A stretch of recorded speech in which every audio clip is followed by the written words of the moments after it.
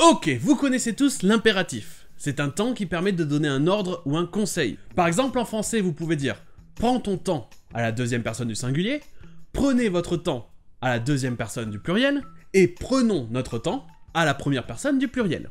Et en anglais, l'impératif existe aussi et marche de la même façon qu'en français, à part pour la première personne du pluriel. En effet, en anglais, si vous voulez dire « prends ton temps » et « prenez votre temps », ça sera dans les deux cas « take your time ». Oh! Take your time, okay? Mais comment vous faites si vous voulez dire « prenons notre temps » à la première personne du pluriel? Eh bien en anglais, pour faire ça, il faut rajouter « let's ». Et ça donnera « let's take our time ». Donc si vous voulez utiliser l'impératif à la première personne du pluriel en anglais, il faut rajouter « let's ». Faisons quelque chose. Let's do something. Nice catch, kid. Let's get out of here. Let's go up the bell tower. Be quiet up there this time of evening. Let's go up there.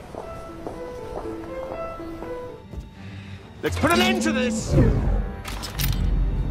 Mais qu'est-ce que c'est que ce « let's » ? Eh bien, c'est simplement l'abréviation de « let us ». Us, ça veut dire nous, et let, ça veut dire littéralement laisser.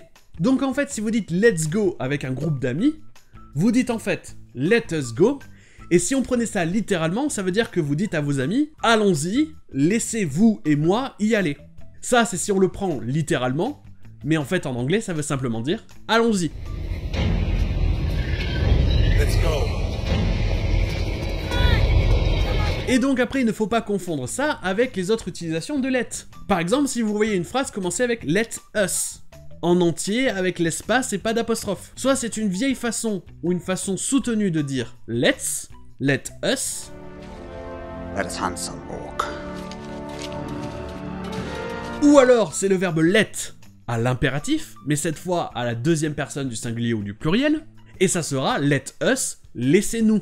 Comme par exemple dire « laissez-nous faire notre travail », ça sera « let us do our job ». Give me the source, and we'll let you take part. Let us go to Beirut. After Beirut, we'll use our source to find the remaining targets. Let us do our job. Et sur ce, à demain!